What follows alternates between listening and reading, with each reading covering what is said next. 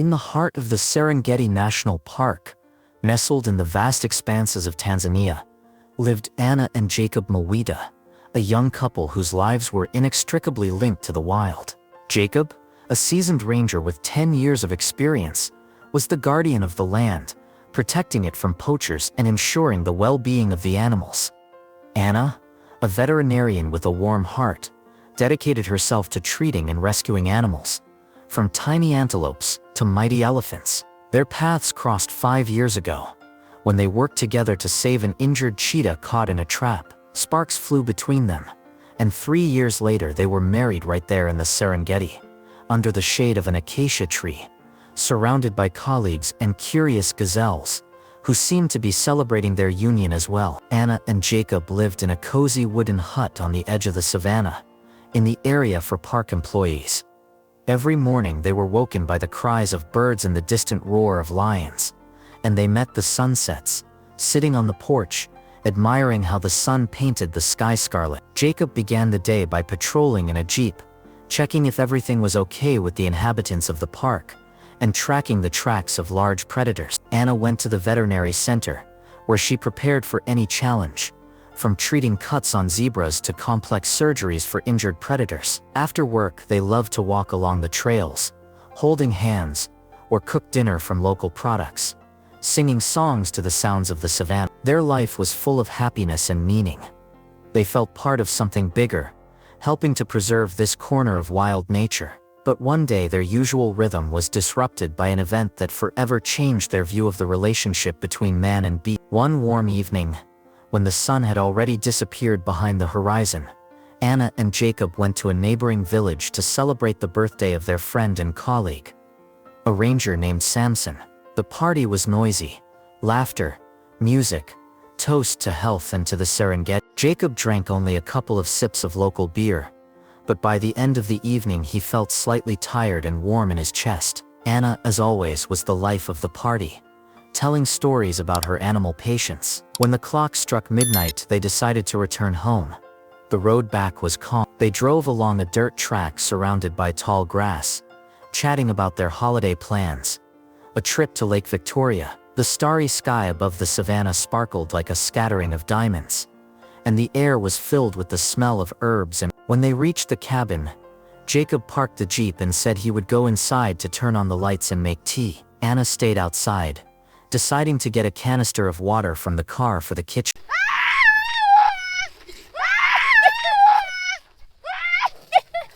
She got out of the jeep, holding the gas can, and headed for the porch. Suddenly, a low, deep growl broke the silence. Anna froze. At first she thought it was the wind, or the rustling of the grass, but instinct told her to turn around. A few meters from the house, at the edge of the lawn, illuminated by the weak light of the moon, stood a large lion. In its mouth was a small lion cub, which was whining softly. The lion did not attack, but its eyes glittered in the darkness, and it looked alarmed. Anna felt her heart pound in her chest. She carefully put the gas can on the ground and slowly backed up to the door, not taking her eyes off the beast. "Jacob," she shouted, trying to keep her voice even, so as not to provoke the lion. "Jacob, hurry!" Jacob, hearing the panic in his wife's voice, rushed to the door. Seeing her pale face, he immediately realized that something was wrong. "What happened?" he asked, grabbing her by the shoulders. "The lion. There, with the cub." Anna exhaled, pointing to the lawn. "He's not attacking, but he seems to need help." Jacob looked out the window and saw the lion. The beast stood motionless, holding the lion cub in its mouth, and looked straight at them. There was no aggression in its gaze, only alarm. Jacob frowned, trying to remember where he could have seen this lion, and suddenly it dawned on him. The scar on the beast's side, long and jagged, was familiar to him. A year ago, Jacob had helped rescue a lion that had gotten into trouble with an angry buffalo. He and a team of rangers had managed to drive the buffalo away and treat the lion's wound. Could this really be the same lion?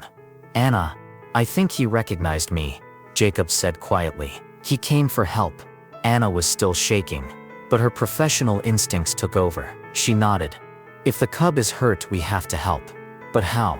Jacob took a deep breath, trying to stay calm. He asked Anna to bring him a veterinary kit, and he took an old gun out of the closet, just in case, for protection. They agreed to proceed cautiously. Jacob would keep the situation under control, and Anna would take care of the lion cub. "Okay," Anna said, taking antiseptic and bandages from her kit. "I'm ready." Jacob slowly opened the door, holding the gun in one hand and raising the other as a sign that he was not a threat. The lion took a step back, but did not run away. His eyes followed Jacob's every move, but he showed no aggression. Anna followed, trying to move smoothly, so as not to scare the beast. She carefully examined the lion cub, still hanging in his father's mouth. There was a bleeding wound on his back leg, probably from a bite or claws of a hyena. "Poor thing," Anna whispered, taking out the antiseptic. "Jacob, keep him in sight, but do not shoot unless he attacks." Jacob nodded, continuing to speak to the lion in a low, soothing voice. He hoped that the familiar tone would remind the beast of his past rescue. Anna slowly approached, trying not to look the lion in the eyes so as not to provoke him. She carefully treated the lion's wound with antiseptic, which made him whine quietly, but did not resist. The lion tensed up but didn't move, watching Anna carefully. Anna worked quickly, but carefully. She washed the wound, applied antibiotic ointment, and carefully bandaged the paw. The lion cub, although weak, began to move, as if realizing that he was being helped. Jacob continued to speak quietly, his voice acting as a calming voice. A few minutes later, Anna finished, giving the lion cub an antibiotic injection to prevent infection.